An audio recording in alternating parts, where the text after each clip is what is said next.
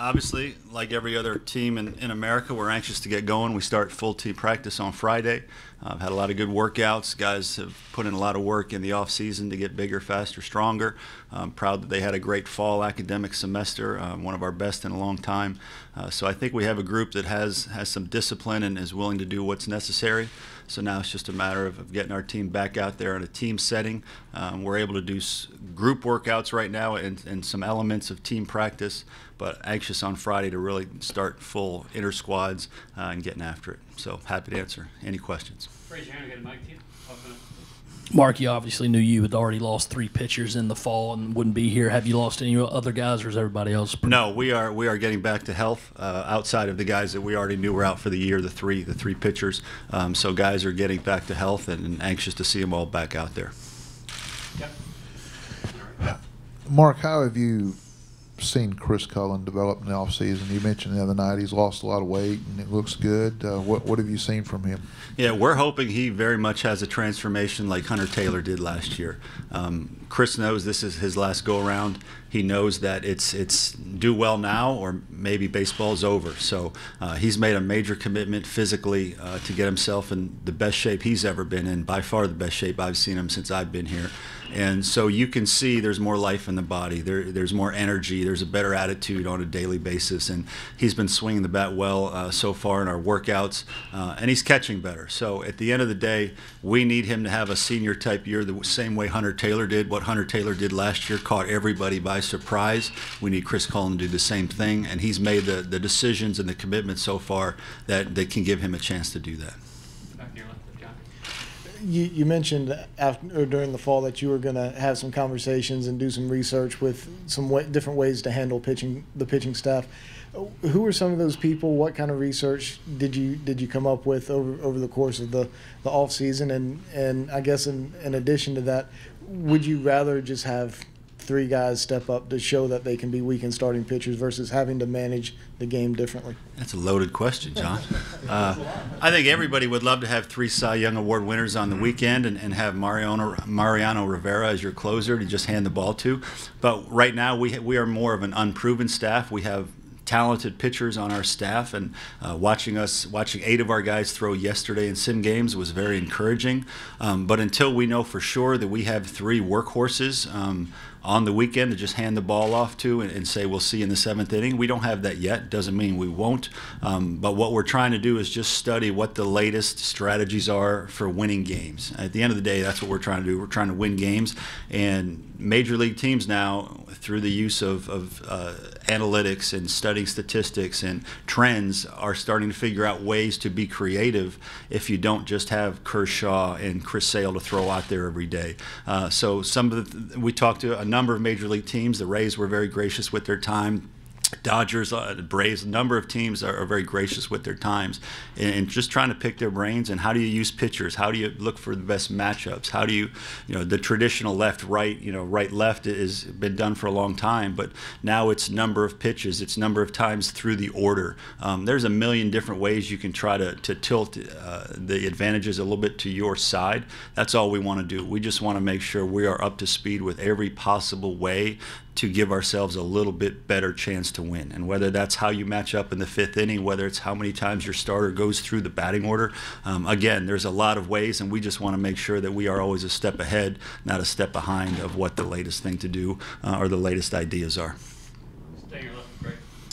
Yeah, Coach, going back to Chris, how does a player like Luke Berryhill fit in there? Because he had a lot of pop, a lot of promise this fall, but obviously. Yeah, we have 3 catchers, obviously, that are competing for time. Chris, is our most polished defensive catcher right now. The other guys are working hard. Berryhill and Wes Clark both are physical catchers that have some power. Berryhill probably is a little bit ahead of Clark at this point just because he's a year older and played junior college ball. But they're all fighting for playing time at this point. They all bring things to the table that you like, and they all have things that need to improve to be successful at this level. In the middle, Colin. What's the plan for Ridge and Sawyer? I guess before the season, are you going to manage them a little bit different coming off those injuries? And You mentioned the Rays. What did you learn from them, especially given the fact that they're pretty experimental in how they use their bullpen and what they do on the pitching staff? So was that one question or three? 2 questions. Okay. First question, Sawyer, I think feels as, knock on wood, feels as good now as he ever has. He looks great. He threw yesterday and was outstanding. And we'll minimize the work he gets. We'll keep him sharp, but we won't overuse him in terms of the practices and the scrimmages. He just needs to stay healthy and sharp. If he does that, he's our closer. And I'll take my chances with him every day of the week and twice on Sunday as a closer. Ridge is as another guy we're bringing back a little bit slowly, but I think he'll have a really good senior year. What role we use him in right now is to be determined. He can be considered as a starter. Probably we have 7 guys being considered as potential starters, but he's also a guy that has a power arm and seemed to find a pretty good niche last year at the end of the year where he could come in and throw 94, 95 as a late game guy. So that's probably, we're looking at both those options for him. Ideally, if other guys step up, he can be a key late game guy for us. The Rays, we just, as you mentioned, they're one of the teams that has really started to use the opener. We've in our game we've used the closer for 50 years now, but now there's a new opener. So it's a way to have a back of the bullpen power type arm get through the first 1 or 2 innings and then hand it off to a starter, and now the starts his outing at the bottom of the order, and then it rolls over and he gets to face the bottom of the order twice before he has to face the top of the order once. So there's a lot of mathematics that play into it. To me, at the end of the day, what we took from talking to the Rays is you just try to maximize and give yourself edges. If your best guy is pitching against the bottom of the order, you've given up too much. You want your best guys pitching against the best hitters as often as possible. That's at the end of the day what we got out of those conversations, and they were very helpful. Go with Andrew and then Jeff. Mark, in your experience with when players leave to go to the Cape specifically and come back and have a good year in the Cape and come back, what has that done for them confidence-wise, things of that nature, playing against that competition, playing with wooden bats? How has that translated to the season, and specifically with Noah? How do you think that will help him this year? Yeah, I think it was a huge step in his development. He had a solid first season for us, not a solid first season for us, but we all know that there's a lot more in the tank for him, and going off to the Cape and almost winning the MVP and being one of the top hitters in the league last year with wood bats against top competition. I think that does a lot for his physical development just in playing that kind of competition, but he came back with a much higher sense of maturity, confidence, and just a feeling of he belongs now with the best in the country, and that's invaluable. So when our guys go off to play summer ball and have that type of success, without fail, they really are able to build on that the following year. A couple of things. You mentioned 7 potential starters. Who are the other 6 guys? All right, well, this is why I bought the roster, Jeff. You can look at Gilreath, Reed Morgan potentially, but he's kind of like Ridge, where he probably is better suited to be a back of the bullpen guy. And I think we have a chance to have a really good back of the bullpen, and that's another strategy. If you don't feel like you can have an unbelievable starting rotation, which I still think we have a chance to have a good starting rotation, but maybe you really stack the back of the bullpen. Reed Morgan's a guy that can be used in both. Obviously, Carmen Majinski. Ridge Chapman, we mentioned earlier. TJ Shook has made a lot of good progress, and his stuff is all better than it was last year. Hayden Lehman, the junior college transfer, who was one of the winningest pitchers in the JUCO ranks last year, has had a really good fall and spring so far for us. And then Dylan Harley, a name that not many people are aware of right now, but by the end of this season, everybody will know who he is. He's another guy being considered to potentially start. Because he's a lefty freshman with a power arm and has a very bright future in our program. Back to Sawyer, what have you seen for him in terms of his competitiveness and his ability to overcome that injury he has and just fight through that and be as good as he was last year? Yeah, all the same things we talked about last year. Big-time heart, big-time competitor, loves South Carolina baseball, wants to win, and will do anything it takes to win. And he just competes at a very, very high level. He has good stuff as well. He's working on a couple new pitches with Coach Meade that I think will continue to help his development and keep him where he is. And his fastball, even yesterday, was up to 90 miles an hour plus. And that's a guy. His fastball, we need to make sure we manage properly, because sometimes those low three-quarter guys, they can throw a little bit too hard and the ball flattens out. So with him, we need to manage movement and velocity. But at the end of the day, as I mentioned earlier, when he's on the mound and you have a lead with 3 outs to get, you feel really good. Mark, obviously, it's a brand new season, and every coach says the same thing. This time of year, we're not looking at last year, but I am wondering if there's something that you specifically take, and some of the players who were here last year going into this year, from that postseason run last year, because you were able to make it so far. Yeah, I would think the biggest message that I would want those guys to have learned, and that I will repeat to them, is don't panic. There's going to be tough times over the course of a long baseball season. We play many more games than football and basketball, so there are going to be some bad days. You're going to lay an egg sometimes. It doesn't define you. If you have a bad day, you just have to keep working on the things that matter. You have to focus on what your process is, and don't panic. Stay the course. We did that last year. We had some ups and downs, but once everything kind of came together and we got healthy, and we figured out the right roles for guys, we were as good as anybody. So there's a good chance that might happen again this year. We have so many new names, we have so many roles to figure out, we have so many guys playing at this level for the first time, and so if we have some bumps in the road, it's going to be very important to make sure we stay steady and just stay the course, and until everything falls into place again. That would be the #1 lesson. Yeah, Coach, going off of that, with all the turnover from last season, does it kind of feel like starting all over again, year one, all over again, or are there a lot of lessons that you're bringing forth in it? From a personnel standpoint, it feels like we're starting back at square one for sure, because we've got to figure out a lot of different positions and what's the best combinations of lineups. But in terms of having been now through the SEC, having seen what our crowds are like, having seen what the media is like, all those things, it does feel like it's year 2, and you kind of have a better feel for what is expected and how to handle things.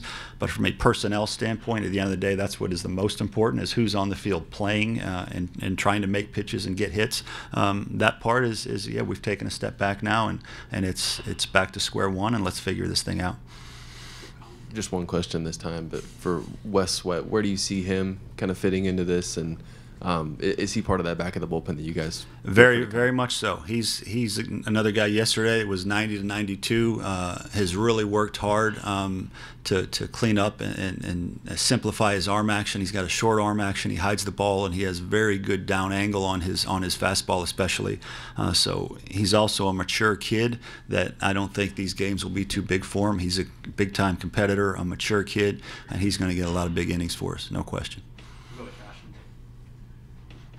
What is TJ Hopkins' health like, and how important is his good health to what you'd like to do this year? Yeah, #1, his health right now is very good. He's made a very big commitment to be in the physical therapy room, the rehab room, if you will, every day. His prehab, as we call it, is at the highest level. And so I think he's made the commitment necessary to try to stay healthy. Now, obviously, there's things that are out of your hands, but in terms of getting healthy and doing the things it takes to stay healthy, he's where he needs to be. Now we just need fate to smile on us and allow him to stay healthy. But if he does, he's one of the premier players in the country. He's a 5-tool player. I don't know for sure what our record was last year when he played, but I know it was really good. And so he's one of the key parts for us. He'll be hitting somewhere in the 1, 2, 3 range in our lineup based on the guys around him. But if he's healthy and playing like we all know he can play, he's one of the premier players in the country. Forgive my ignorance, but what exactly was his injury last year? He's had a few. Had a few. So we're going to ignore all of those in the past and just focus on the future. But all kidding aside, his back was the one that really at the end was what slowed him down and didn't allow him to play late. What type of process was that to get back to a baseline so that he can then stick to that baseline. It's a slow process. The back is not something you mess with too much. So it's rehab, it's strengthening, it's rest, it's all those things. And our new trainer Brian Wells does a nice job with the guys, and hopefully has him in a really good spot. Mark, is Carmen your Friday night guy? Probably. But again, we're always going to look at matchups. We're going to look at, sometimes you look at one game individually and how do we win that game. Other times you need to look at an entire series and what's the best way to win that series. But I'd say right now he's our most polished pitcher with the best stuff, so he probably has the lead on that Friday spot. What is your gut feeling on Jacob Olsen being able to play third base, and is that something you are just going to kind of have to see when season gets here? Will you know going through this preseason practice? Yeah, I think he can play third base. Now, is that the best place for our team? That's is just as big a question as is, can he play it? I think he can play it. He's made good progress. What I've seen now, once the guys have gotten back, and he had kind of figured some things out the last week of fall ball, and he's really carried them into this spring. So I have 100% confidence that he can play third base well for us. Now we also have to see how do the pieces around him fit. Because a perfect example is in our World Series game, he was one of the captains. He was deciding the lineup, and he put himself in right field because he thought that was the best chance for his team to win the World Series. So he's a great team player. He'll play wherever we need him, but he's made some really nice progress at third base. I know it's early, but what are your early impressions of Ian Jenkins? And do you think he's a guy that Mike can contribute this year? Big time power, loves the game, loves to study the art of hitting, and is another guy that just needs to stay healthy. He's battled injuries for probably the last 4 or 5 years, and so he's a guy I'm really hoping can stay healthy for his sake because he deserves it. He has big time power. He's continuing to refine his swing to get it to a point where he can repeat it, and then it will hit high level pitching. But if he does that, he's got a chance to be a contributor because it's elite power.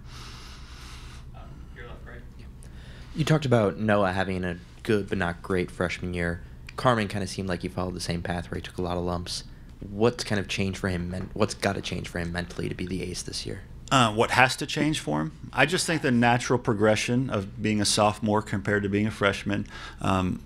Physically, he looks much better. He looks like an SEC guy. Last year, I think he was trying to get to that point. He has a very mature calmness about him right now, but also married with being a competitor. I just think everything you can grade on a pitcher has gotten better. The off-speed stuff has gotten better. The fastball will be better. The command will be better. His maturity in dealing with a little bit of adversity will be better. We'll also have a better feel for how to position the defense behind him. He's one of the guys we studied, and he gave up a lot of ground ball hits, more so than the average pitcher on our staff. So I think we can help him by doing a better job of positioning our defense behind him as well. So I think for all those reasons, he'll have a much better sophomore year than he did freshman year. Mark, who do you like at leadoff, and will speeds / stolen bases be a big part of the game plan? I mean, speed's always something we want to have, and at the top of the lineup, that's a great place to have it. I'd say Campbell or TJ are your two best chances to be the leadoff hitters, at least starting the season.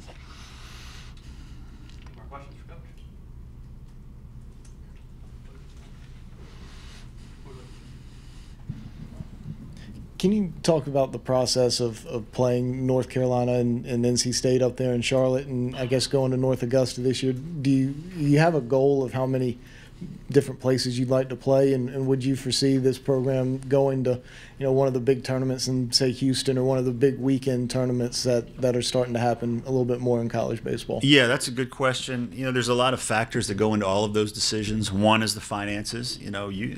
Obviously we're a program that there's a lot of interest in, so if we can create environments where a lot of fans want to come to, whether it's Charlotte against North Carolina or NC State, finances are always a part of the equation, and I think that really helps to supplement our program's budget. I think playing in pro parks is great for our guys to get a feel for that, and we can promote that in recruiting. Playing around the different pro parks in our state is great because it gives us a chance to kind of take our show on the road and expose fans in different part of the state that we're coming to you to play. Please come out and support us. I think there's a lot of reasons to do it, and the tournaments preseason, it's something we've looked into. Houston has a great tournament that I was a part of when I was at Tulane. We played Texas Tech, and Rice, I believe it was, there in that tournament. The Texas Rangers are starting a big tournament now in 2021 that we're going to look into. So everything's always on the table. It just has to make sense from a financial standpoint, from a competitive standpoint. Playing these road games midweek is also a little better tick for your RPI as well, because a neutral game or a road game gives you a little bit more credit than a home game. So we just want to balance it out and have as many home games as we can while also considering RPI, finances, etc. Josiah Seitler's a guy that kind of came in with a lot of hype because of his draft position, but you talked a lot about his need to get a lot more polished. Have you had the chance to kind of talk with him, see how his winter went, see if he progressed in that regard? Oh, yeah. Yeah, he's getting better. There's no doubt. He's getting better. He's not a finished product. He's not ready to be the All-American first baseman and carry us to Omaha, but he's very talented. He has big-time power. He's an extremely hard worker. He did a tremendous job in the classroom for a freshman, which, that shows the discipline necessary to do well in other areas of your life. So he's a guy that we have high hopes for. He's a hard worker, and he's a sponge in terms of trying to learn what he needs to learn, and he's always in the cages getting extra swings. So for me, with him, it's just a matter of time. How quickly that gets here is anybody's guess, but we're hoping that he's a major part of this year's team. There's no question about it. Center Phil. I've got two questions. Shoot. How do you feel about the ongoing upgrades here at the park? And secondly, as a longtime baseball guy, what was your reaction last night when the writers finally put somebody in the Hall of Fame with 100% vote? Yeah, unanimous. It's hard to believe that of all the votes all these years that he was the first one, when you consider the Babe Ruths and the Willie Mays and the Mickey Mantles. And obviously there's a lot of guys that should have gotten 100%. Why he was the first one, I don't know. I think it's great because he definitely deserved it, because if he's not a Hall of Famer, I don't know who is. But I'd like to know why all of a sudden every guy decided to vote for him in his first year, as opposed to Mickey Mantle or Willie Mays or Ken Griffey Jr., whoever. The first part of your question was the upgrades to the stadium, most notably right now the scoreboard. I think it's going to be tremendous for our fans. It's going to be tremendous for our players. I think it's a huge upgrade to our park, and as we all know, whether it's football, basketball, baseball, schools all around our conference and our league are constantly making things better, and our program is no different. So it's great to see that that's this year's big project, and you hope that every year you can do something to make your facility, your program, your personnel better and better. So that's a big part of this year's project. Any more questions? All right. Thank you.